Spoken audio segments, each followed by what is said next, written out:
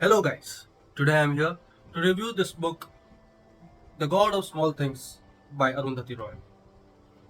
Talking about Arundhati Roy, this is her first novel. Not that she has written many fictions thereafter, she was more inclined towards non fiction writing.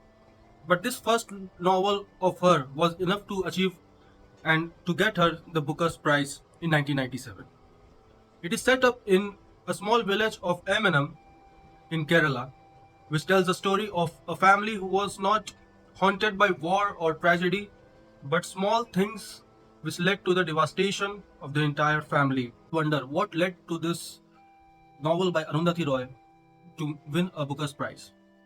According to me, as I read this book, I feel that the small vivid description of small things led this book to be a masterpiece.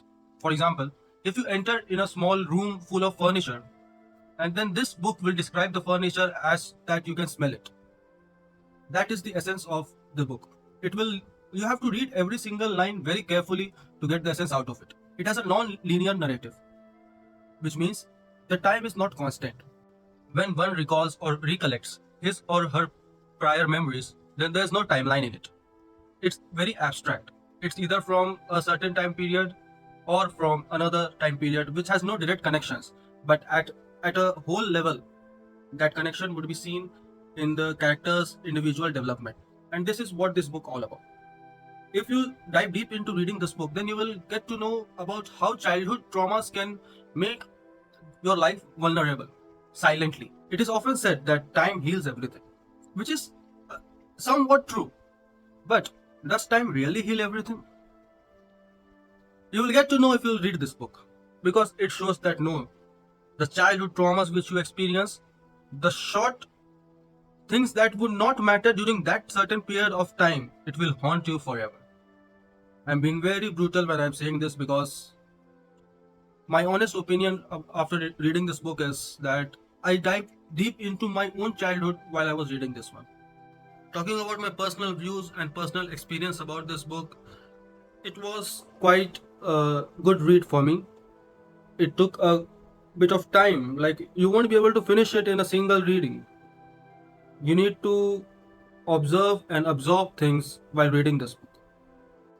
One can also see this novel as a sort of semi-autobiographical work by Arundhati Roy, as she also lived in same village which she has described in this book, in a town in Eminem. Though the spelling differs here, the book has an extra M, whereas the real city of Eminem has a different spelling in it. But rest all is the same. Having said that, Arundhati Roy in one of her interviews has mentioned that this novel of hers should not be linked in with her own life. Rather, it should be linked with the characters in it. Estha, Rahel, Baby Kochoma, Chaco, and Velutha. There's a very famous line repeated quite often in this book which says that things can change in a day. I believe it to be quite true. Quite true for this course of novel, because things did change in a day. There are certain things, I'm not here to give any spoilers, so I will not say it, because I want you all to read it and then come back here and try to speak about it in the comment sections. But this book is a haunting poetry. This book is something that will leave you devastated for a long period of time, and can click the nerves of memories in you, of your childhood, of your experience, of your surroundings from which you grew up and is living this life on the earth. Thank you.